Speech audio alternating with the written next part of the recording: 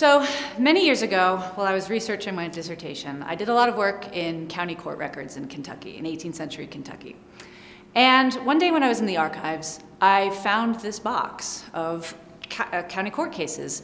And this box wasn't supposed to exist at all. This county court was supposed to have gone up in flames in 1803, and so I thought there was nothing left. But I found this one box.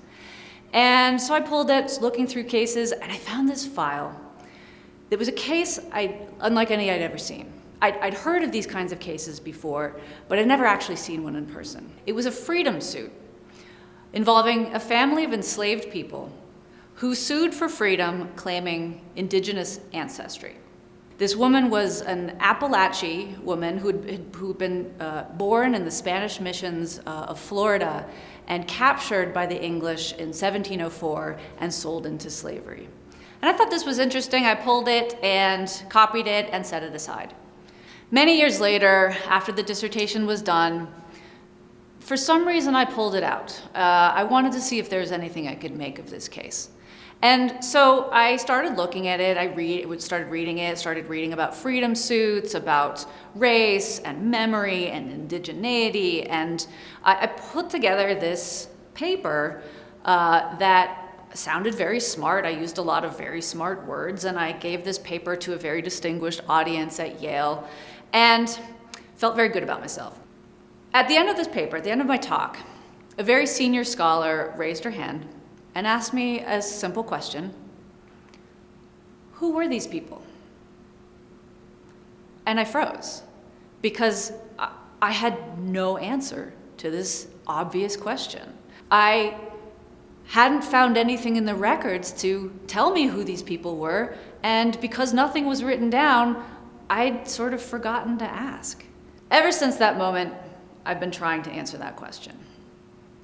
I'm now writing a book that tries to answer that very simple question: who were these people? And it's not an easy question to answer, because there really is very little that points me in the right direction in the archives. I started by teasing out the little threads of what I did know. I started working with the name of their enslaved ancestor, Judith, and trying to track her down anywhere I could throughout the archives. What I've uncovered in over a decade of research, through slow, methodical plodding through the records, is more than a story about just one family. It's a story about a vast network of related people who sued generation after generation after generation for over half a century. Their story spans from Florida to South Carolina to Virginia to Kentucky to Tennessee, through colonial New Spain to the British colonies, through the American Revolution and into the early American Republic. Collectively, they pursued freedom in courts again and again and again. But more than just telling a story about freedom suits, I'm also trying to tell a story about archives. There's a reason why it has been so difficult to excavate their stories from existing records. Trying to tell the stories about enslaved people is somewhat like trying to put together a puzzle when many, if not most, of the pieces are missing or lost. Enslaved people often appear in the archives as partial figures. Their lives, their families, their personal connections, their daily experiences are obscured behind layers of colonial experience. The fact that they're so hard to find in existing records says as much about what we value historically as it does about who these people actually were. Trying to piece together their lives has been an enormous challenge. And it's a challenge for historians to try to write this kind of history. But at the same time, there are enormous opportunities.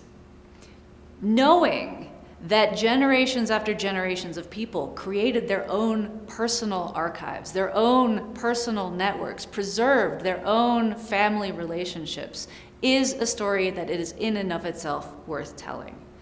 So where I enter into this project is to honor that history, to honor that experience, and to respect and restore those connections, and to ultimately remind us that these lives mattered.